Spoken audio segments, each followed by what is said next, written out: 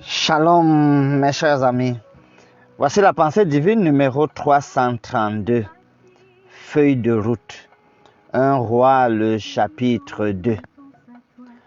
Ce qu'on voit dans le chapitre, c'est que David donne ses ordres à Salomon avant de mourir. Cela se décline en 2 points principaux.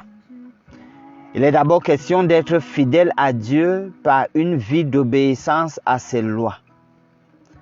Ensuite, il est question de se conformer à la manière de traiter certaines personnes qui ont été des menaces, à l'instar de Joab, Shimei, Abiathar, ou alors aussi qui ont été des appuis.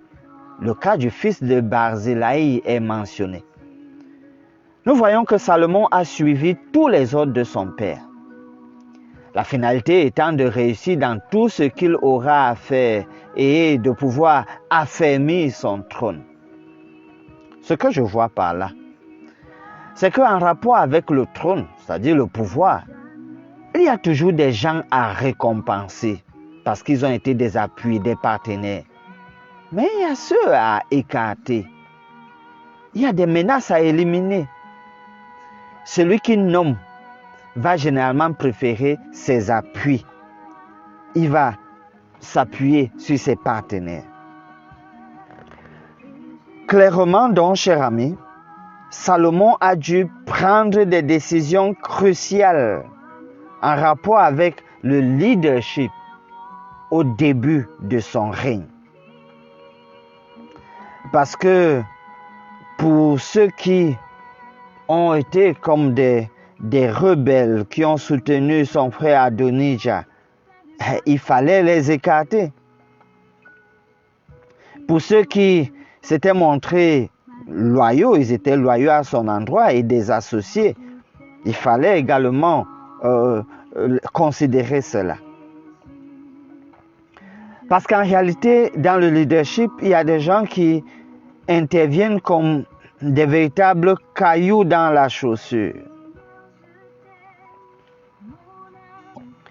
Parce que David avait anticipé pour voir comment est-ce que ça pourrait être des troubles, ça pourrait créer des troubles pour Salomon.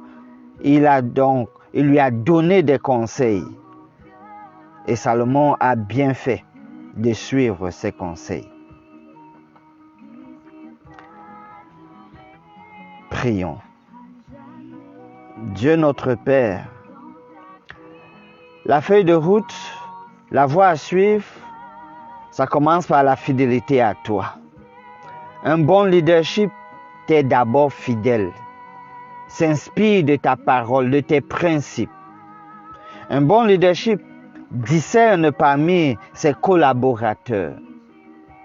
Un bon leadership maximise les partenaires qui soutiennent et minimise ceux qui sont des menaces. C'est vrai qu'à un moment, il peut y avoir des trahisons. C'est pour cela que nous t'appelons pour que tu prennes le contrôle, que tu prennes le devant et que tout soit à la gloire de ton nom. Nous prions ainsi au nom de Jésus. Amen.